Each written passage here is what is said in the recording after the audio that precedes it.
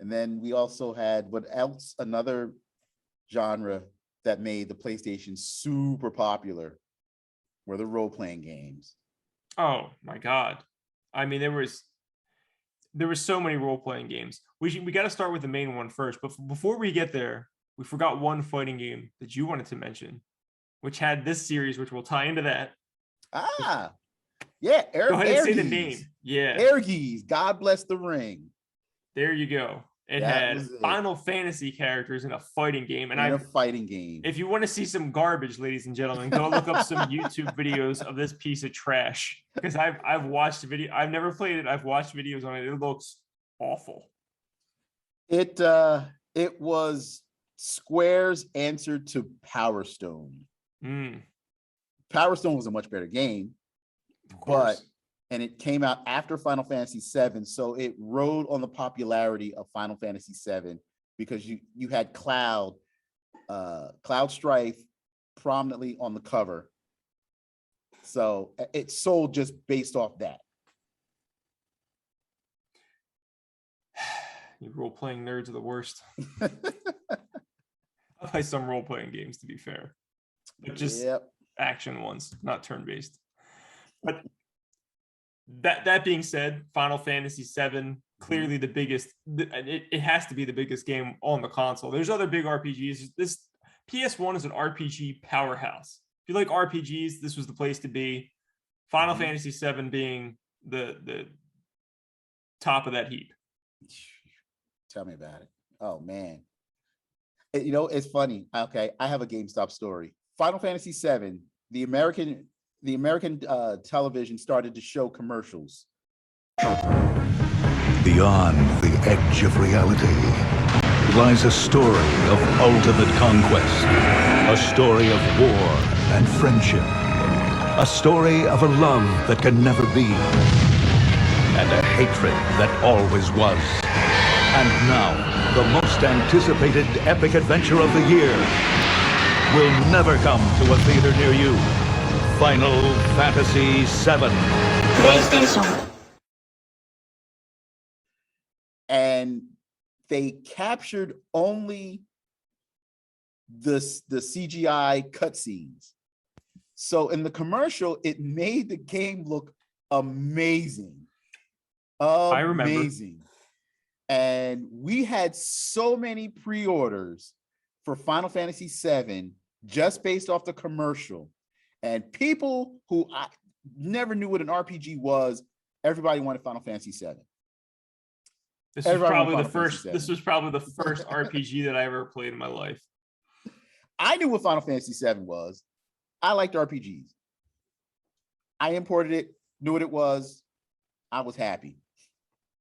It comes out. We sell tons of them. Day or two, some start to come back or make an attempt to come back. Oh, is this during the time where you could return games that were new and opened? Yes. You had like 14 days, right? You had 14 days. So it's such a crazy thing. It's like, wait, why are you returning this? It's not what I thought. Well, what do you think it was? It's a role-playing game. Well, it's not what the commercial portrayed it out to be. So a lot of people felt duped, but it is what it is. It's a Final Fantasy VII game. I mean, I didn't get it right away. I got my PlayStation late, like I mentioned, and this would have been when I picked it up. It was probably the second or third game I got for the PS1. But you know, every magazine, you got to get this game. You got to get this game. I knew it was a role playing game. I wasn't stupid, but I also never played a role playing game before. It seemed like it would never interest me. I said, well, if there's one role playing game that will get me, should be this one. And I started that game probably 3 different times, and I just I can't do turn based. I don't have the patience. I'm like, cool, attack.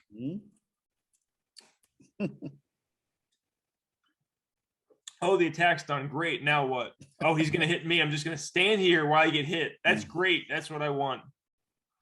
I have no patience for that. Oh man, yeah. But the commercials, people were so angry because the commercials, like I said, made the game look truly amazing because all they showed were the cutscenes. So So it looked like an animated movie at the time. It did. So people thought that that's what they were playing. Like the way, here's an example, the way Toy Story, you have to be older, I guess, but the way Toy Story blew people's minds, like the first Toy Story, that's what that game did. It was like, oh my God, I can't believe this is a video game. Yeah. And then they played it and they're like, wait, this is not what I thought it was. Nope. Oh, well. Look, I have a bunch of Final Fantasy games, Mm-hmm. a bunch of them. The only one that I really need to try is a 7 remake, because oh my God, it's so good. Is not a turn-based game. And I played a demo, and the demo was excellent. So you can put it in turn-based mode. They give you an option. You can waste your time and then sit there in turn-based so mode, good, sure. though. So good. So good.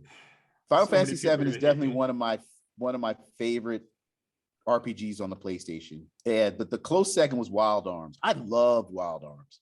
Now, Wild Arms, I know a lot about RPGs, surprisingly. I just don't play them. Wild Arms is supposed to be like a lot more grindy, right? Like you're gonna grind a lot more in Wild Arms. It's more of like an RPG as opposed to Final Fantasy. Yes, it had like a Western feel to it. Wild Arms the story was great. I love Wild Arms. I'm jealous of you though, because you get to experience this whole other genre that just like completely, because I really would like to play those games, because a lot of RPGs traditionally have like some of the best stories in video games.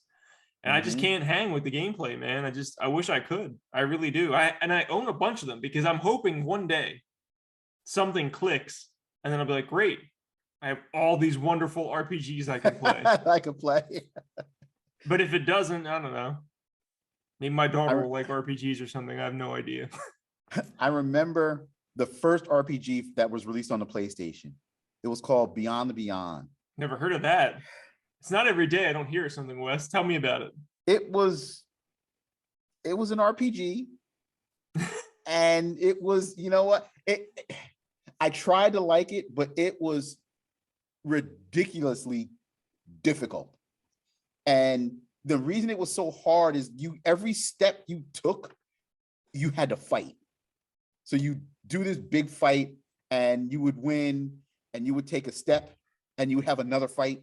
Would this be like an over-the-top view, and then all of a sudden, like you're walking, and then it goes into like a battle view? Yep. Oh, exactly, Jesus, God, that would have driven me nuts. Oh my God. Every step you took, there was a fight.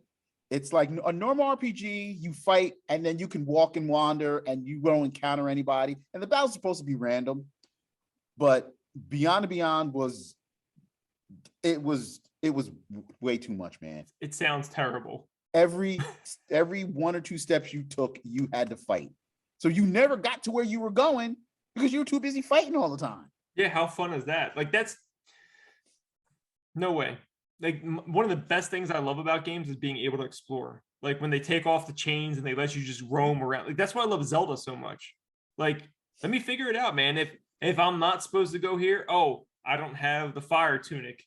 Clearly, I can't go here right now, so I'm gonna go do something else. Like, that's all you gotta do is kind of tell me in a different way, like, hey, you shouldn't be here right now. But give me that option to explore and go where I want to go. Could never get to where you were going because you were too busy fighting. Terrible. So it was terrible. It was terrible. Horrible. While we're on the subject of RPGs, we need to, obviously we're going to acknowledge Square Enix, we already have. I don't want to forget why we're on the subject. For a company that, as far as I know, is no longer around, you guys can correct me if I'm wrong, but I'm almost positive. Working Designs put out tons of notable RPGs on this, including things like Lunar. Arc the Lad was from Working Designs as well. Yes. There was tons of notable RPGs for this console from that company. Yeah. Oh yeah. Lunar was huge. I mean, I know Lunar came out on the Sega CD, and then they, of course, beefed it up and did like a collector's edition for the PlayStation. Arc the Lad was another one that was great. But yeah, Working Designs were huge.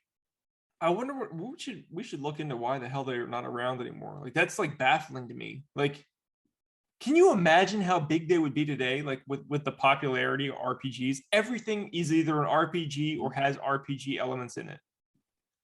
They would be as big as Square Enix, if not bigger. The way that people love Persona, Can you imagine how much they would have loved working designs? Man, I know I did. Because every time we'd go to the convention working at EB and the working design girls were there, man, I was the biggest suck up. I was trying to get whatever I can get from working designs. Did you have anything cool from them? Did you get like any like swag that was like awesome? Because that they don't, if they're not around anymore, I'm sure that stuff is valuable to somebody. I do. I got a lot of stuff. T-shirts. I got. I mean, of course, they gave me a couple games, like keychains, lanyards, some just like a bunch of little like knickknack stuff, but nothing big like a statue or anything like that. But still, I took whatever I can get from working designs. That's what we should do. Not now, obviously, but in the future, we should do a show on like some of our best swag and just show off like things we got over the years. Because that would be like cool. Because look, working in the video game store, like yeah, we got free video games and stuff, and that's cool. But getting something unique is way cooler than a video game. Like True. Unbelievable. True. Like when you get something really cool, it's like, oh man, this is awesome. Like I can't even believe this. Like this is better than any game. They could have gave me any game in the library, and this is 10 times better than it. So we should do a show about that in the future at some point. We should. We'll do it. We'll put it on our list. Absolutely. I can't wait to see what you have, because you've been in there way longer Man, than I got have, so much stuff, man. So much stuff. Still wearing that Sega Sports tank to the gym. That's right. You know, before we move on from RPGs, I have to mention this game because it got like zero love. Yeah. And the only reason it's sold because it came with a playable demo of Final Fantasy VII. And it was from Square, and it was called Tabal #1. Oh, and yeah, you were telling me about this, but I tell me more about it because I don't know anything about this game. It's a fighter. It was a 3D fighter, a la Tekken, a la Virtua Fighter. But the thing about Tabal was it also had an RPG mode in it, where you literally wandered around, go to different villages, fight, talk to people. But as you meet people, you unlock them in the fighting game. That's so which was weird. Cool. It was cool. Yeah, it was. Then they came out with Tabal #2, which never made it in America. But in Tabal #2, you can have up to 100. I think it was 180 characters. Holy crap! This was on PS1. It was on PS1 that you met during or you had to play the RPG to unlock all these characters. Were they doing like palette swaps and stuff? How do you have 180 characters in a game on PS1? Yeah, it was just, man, it was so many. It was so many characters. And, you know, the fighting system, because it was a fighter by nature, you know, was 3D fighting. And you fight them, you beat them, then you unlock them in the fighting game. That was great. It was. I mean, that sounds way cooler than that other terrible RPG you were talking about. The Beyond and Beyond. Yeah, Jesus God. That's definitely a cooler idea. I'm surprised that didn't catch on. I mean, obviously it did in Japan if they made a sequel, but must not have been. Again, this was a different time. If you were to make this today, it might be 10 times more popular just because of the way RPGs are now compared to then. Yeah. Yeah. And another reason it sold because at the same time in America, Dragon Ball was just starting to become a thing. And it's been huge in Japan. So the artist that did Dragon Ball, Akira Toriyama, designed those characters. So, you know, it had that Dragon Ball Z appeal to it. So that's another reason why it just blew up in popularity. Just look into it, man. Tabal #1. It's a good game.